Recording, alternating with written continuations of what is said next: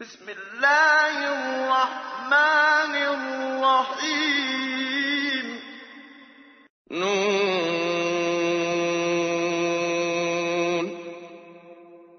وَالْقَلَمِ وَمَا يَسْطُرُونَ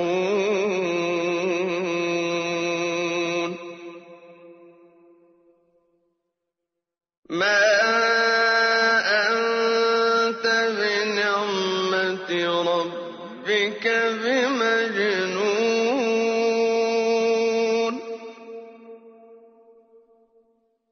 وَإِنَّ لَكَ لَأَجْرًا غَيْرَ مَمْنُونٍ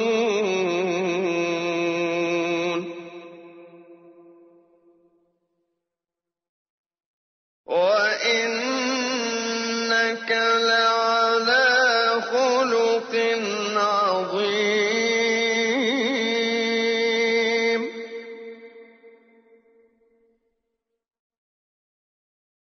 فَسَتُبْصِرُ وَيُبْصِرُونَ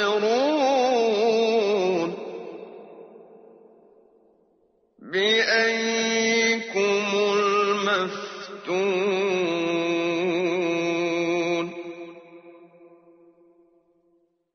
إِنَّ رَبَّكَ هُوَ أَعْلَمُ بِمَن ضَلَّ عَن سَبِيلِهِ وَهُوَ أَعْلَمُ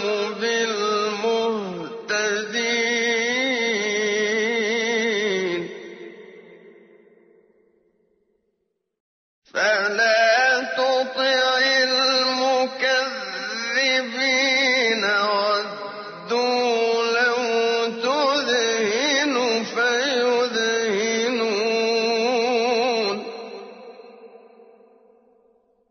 وَلَا تُطِعْ كُلَّ حَلَّافٍ مَّهِينٍ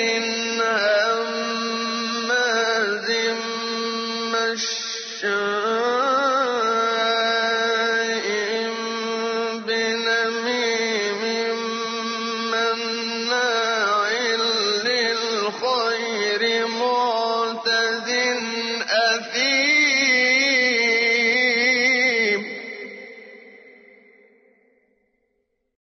عُتُلٍّ بَعْدَ ذَٰلِكَ زَنِيمٍ أَن كَانَ ذَا مَالٍ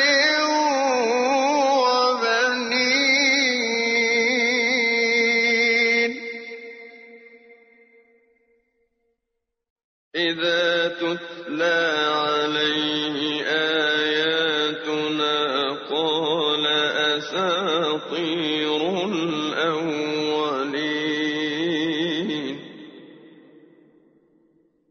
سَنَسِمُهُ عَلَى الْخُرْطُومِ إِنَّا بَلَوْنَاهُمْ كَمَا بَلَوْنَا أَصْحَابَ الْجَنَّةِ إِذْ أَقْسَمُوا لَيَصْرِمُنَّهَا مُصْبِحِينَ وَلَا يَسْتَثْنُونَ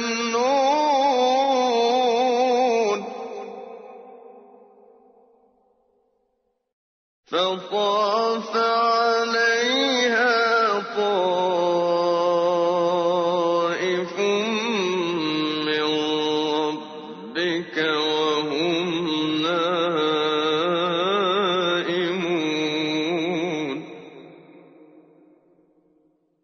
فَأَصْبَحَتْ كَالصَّرِيمِ فَتَنَادَوْا مُصْبِحِينَ أَنِ اغْدُوا عَلَىٰ حَرْثِكُمْ إِن كُنتُمْ صَارِمِينَ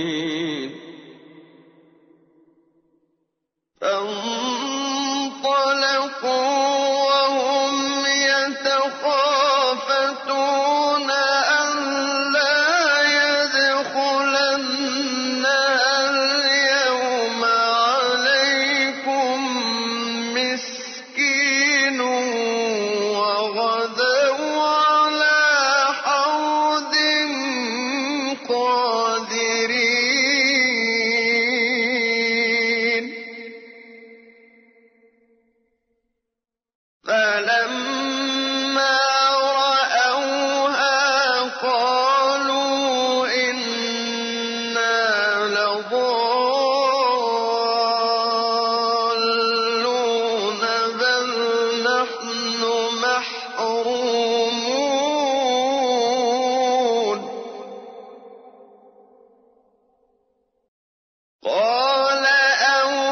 خلقهم ألم أقل لكم لولا تسبحون قالوا سبحان ربنا إنا كنا ظالمين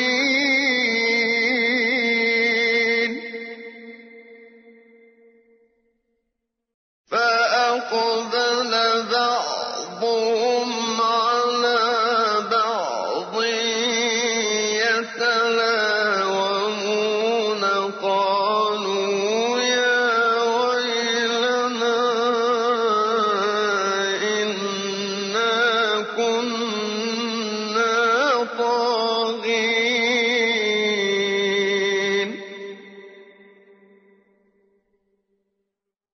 عسى ربنا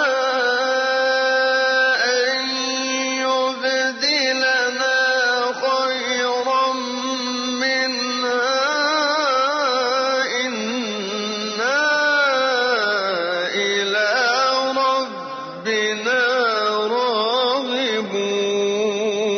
راغبون كذلك العذاب ولعذاب الآخرة أكبر لو كانوا يعلمون.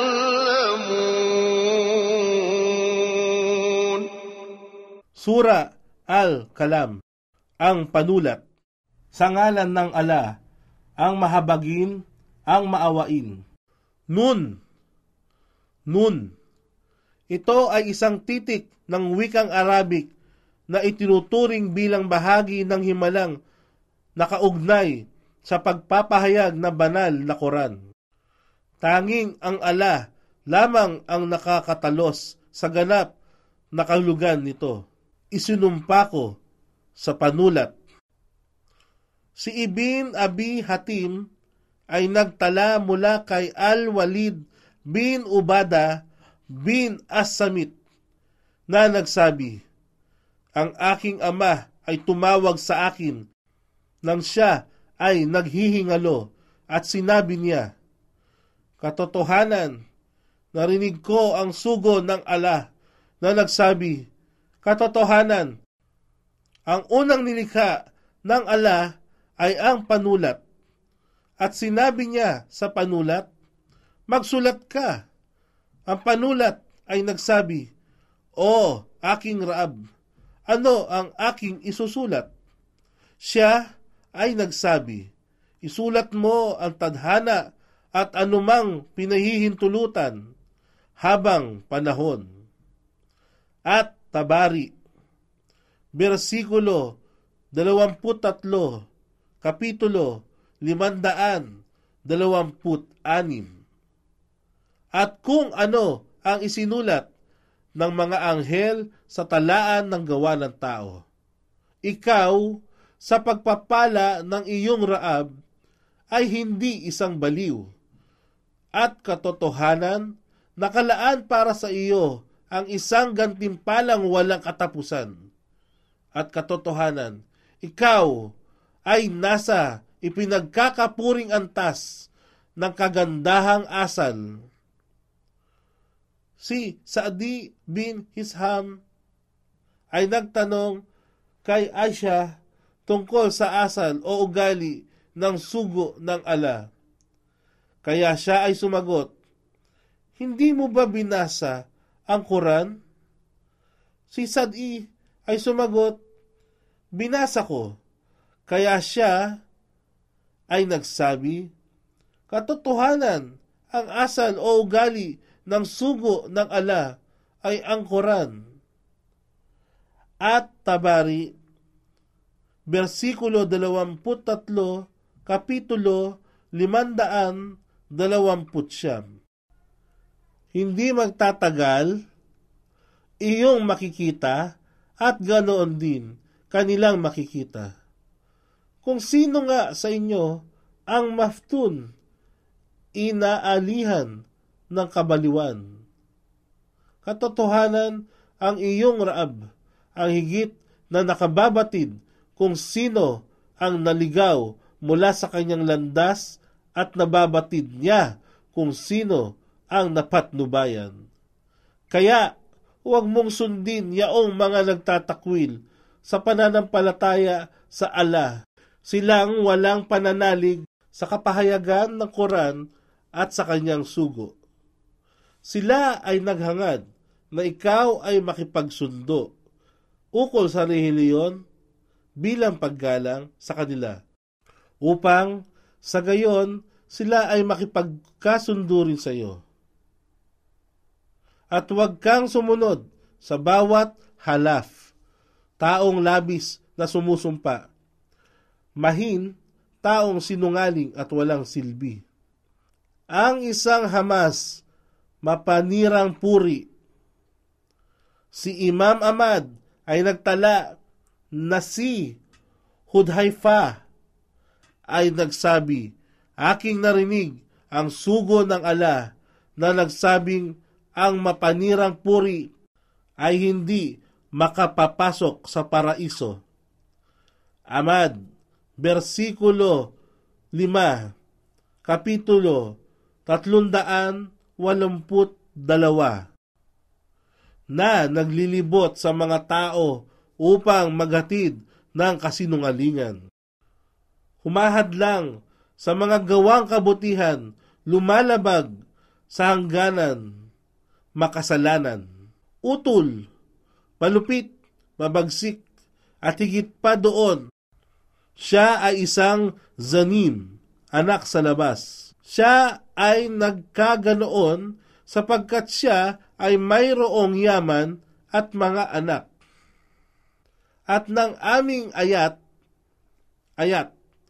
ito ay salita sa wikang Arabic na kadalasan ay tumutukoy sa mga tanda, kapahayagan, batas at aral, at babala na ipinahihiwatig ng Allah sa tao upang magkaroon ng pagkakataon na mag-isip, unawain at magnilay-nilay sa lahat ng oras.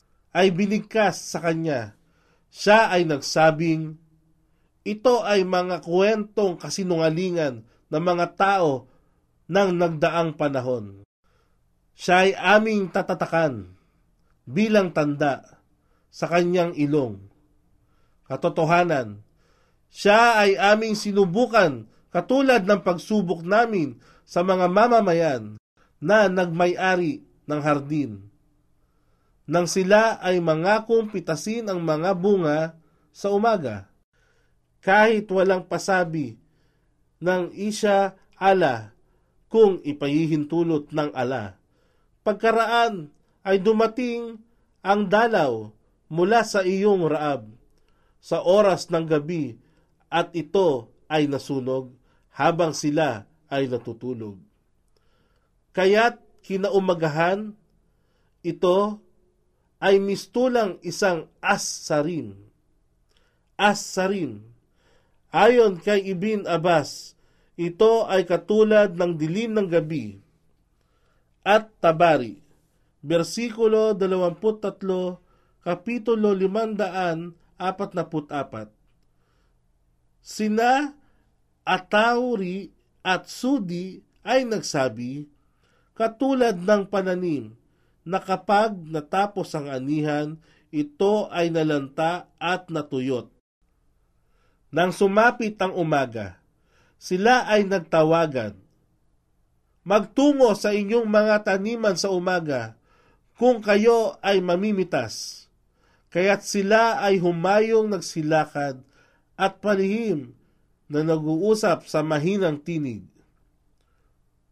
Walang isang miskin, dukha o mahirap ang maaring pumasok sa inyo sa araw na ito. At sila ay umalis ng maaga upang hindi nila makasama ang mga mahihirap na may matibay na hangarin na kanilang inakala na sila ay may kapangyarihan. Ngunit nang kanilang mapagmasdan ang hardin, sila ay nagitlang nagsabi, katotohanan, kami ay sadyang naligaw ng landas. At muli, sila ay nagsabi, hindi ito. Tunay na tayo ay pinagkaitan ng mga bunga. At ang mabuti sa kanila ay nagsabi, hindi ba aking sinabi sa inyo, bakit hindi kayo nagbigay papuri? Sinabi ni na Muhajid, Asudi at Ibn Jurail ang kahulugan ng bakit kayo nagbigay papuri sa Allah ay bakit hindi ninyo sinabi ang isya Allah kung ipinahintulot ng Allah.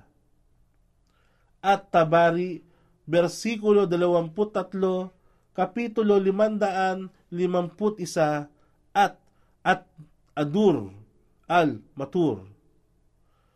Versikulo 8, kapitulo 253. Sila ay nagsabi, luwalhati sa aming Raab, katotohanan, kami ay napabilang sa zalimum. Zalimum. Ito ay isang salita mula sa wikang Arabic na tumutukoy sa lahat ng taong makasalanan, mapaggawa ng katampalasanan sa pamamagitan ng pang-aabuso, pang-aapi sa kapwa at suwail na lumalabag sa hangganang kautusan ng Allah. Sila na kung ipagkaloob sa kanila ang kapangyarihan ay mapaniil na umalipin sa mga mahihinang tao. At pagkaraan, sila ay bumaling sa isa't isa at ibinunton ang paninisi sa bawat isa sa kanila.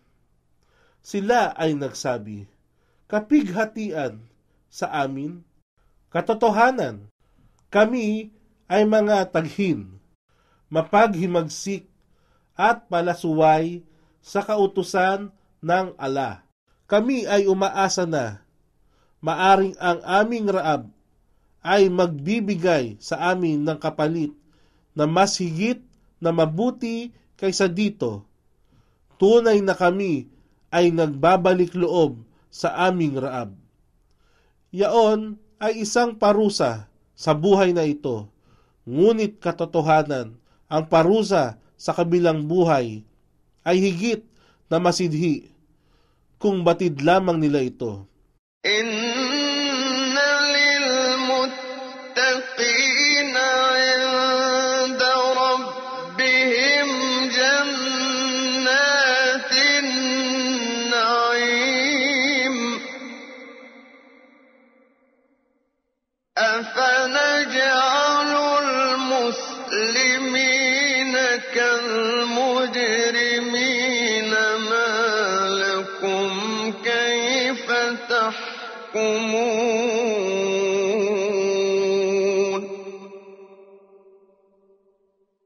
Am lakum kitabun fihi tadrusun.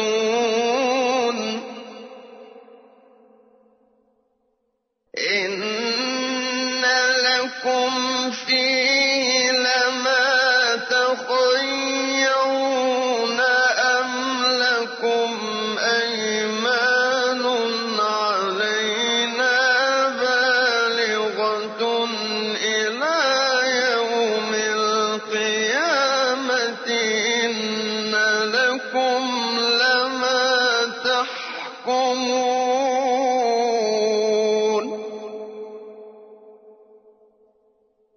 Salhum ayyuhum bidhalika za'im.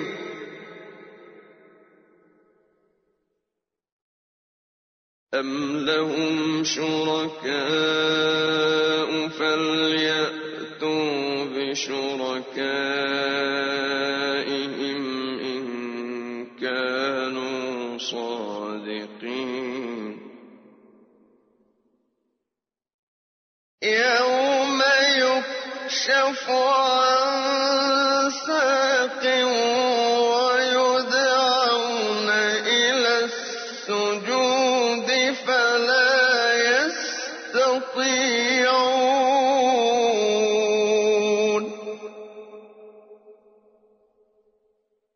خاشعة أبصارهم ترهقهم ذلة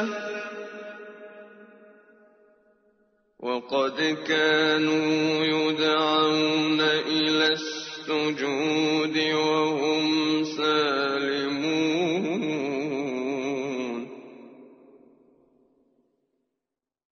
فذرني ومن يكذب بهذا الحديث سنستدرجهم من حيث لا يعلمون وأملي لهم إن كيدي متين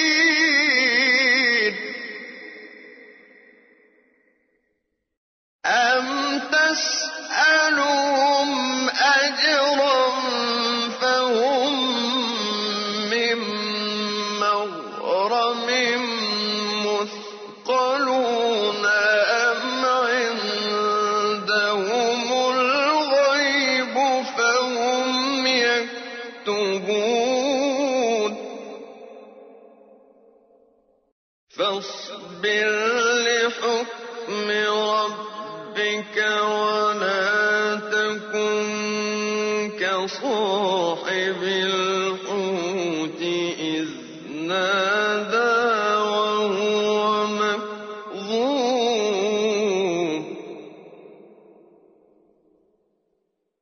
لولا أن تداركه نعمة من ربه لنبذ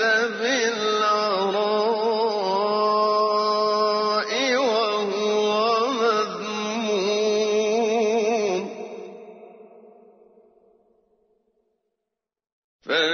فاجتباه ربه فجعله من الصالحين وإن يكاد الذين كفروا ليزلقونك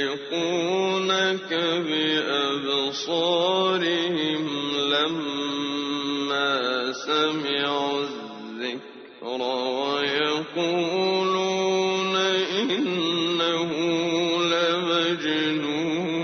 لمجنون وما هو إلا ذكر للعالمين.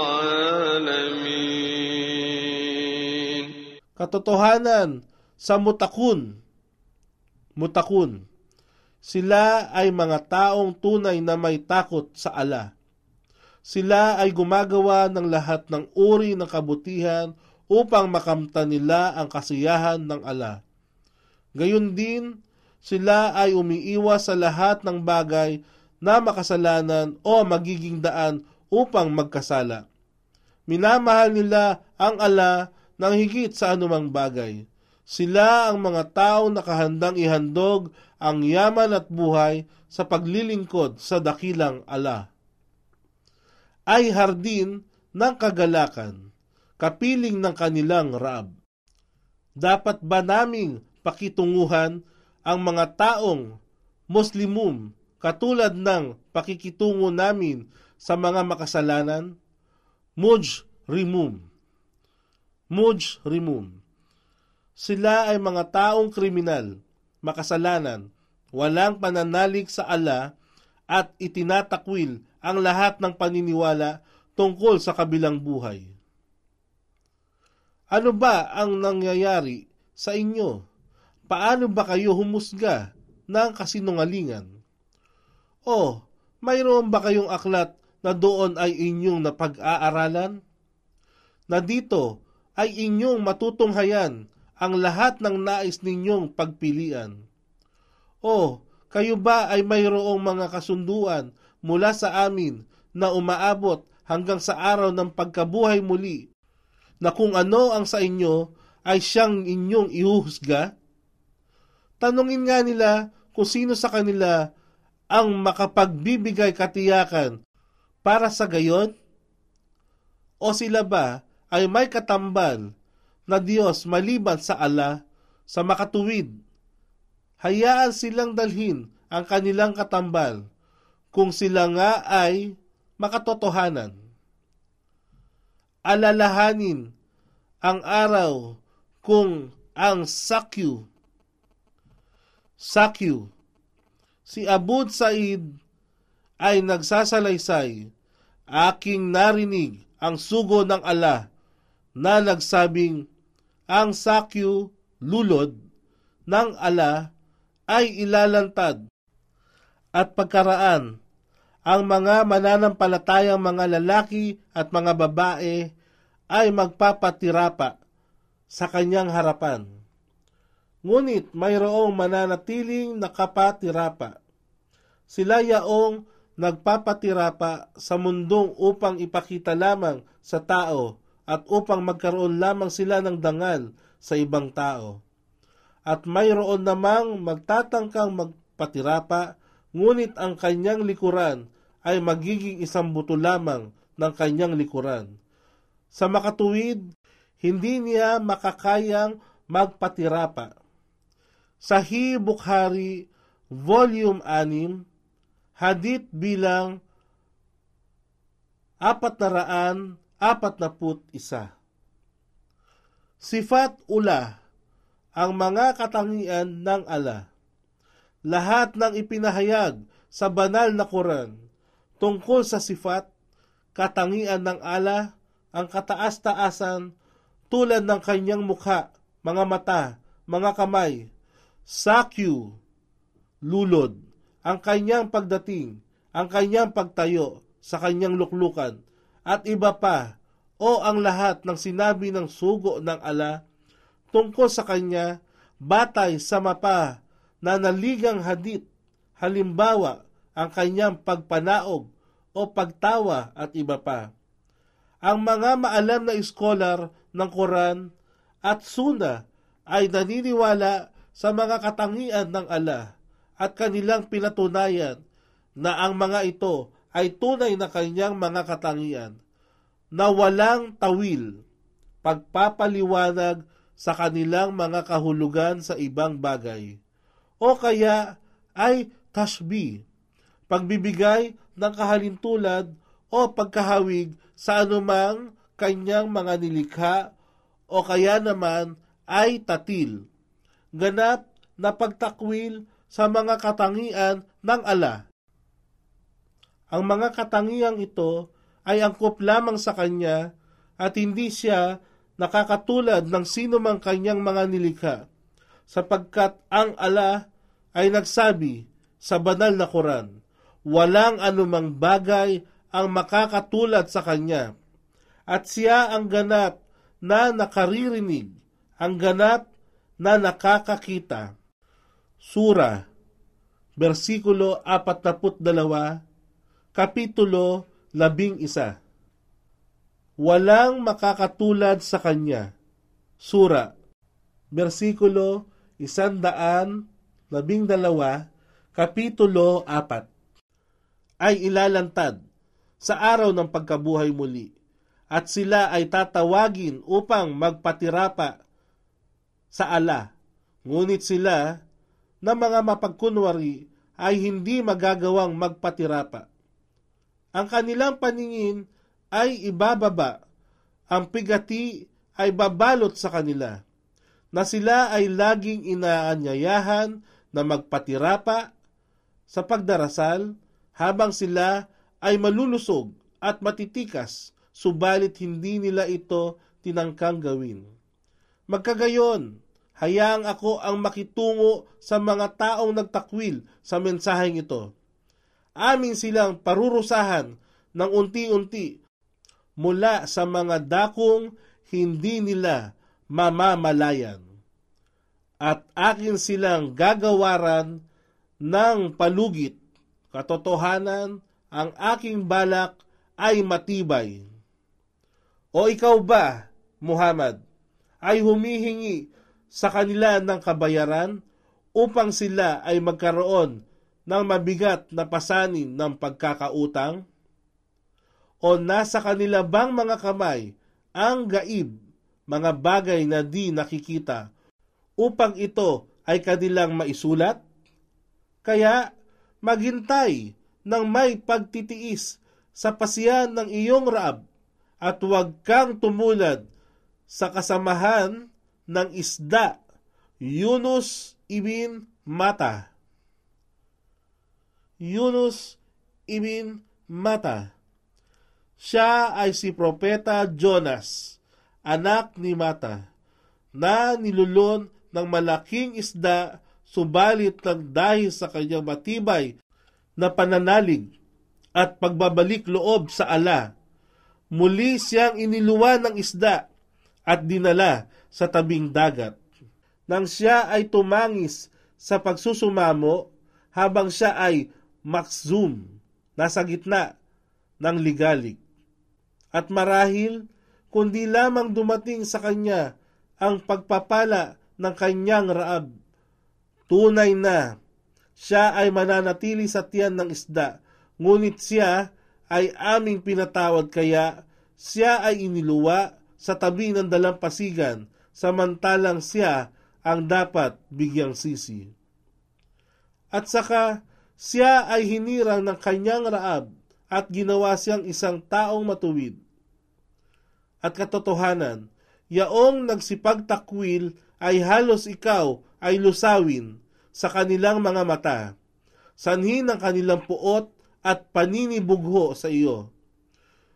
Kung kanilang naririnig ang babala at sila ay nagsabi, katotohanan, siya ay isang taong baliw. Ngunit ito ay walang iba maliban sa ang Quran ay babala sa alamin sa lahat ng mga nilikha.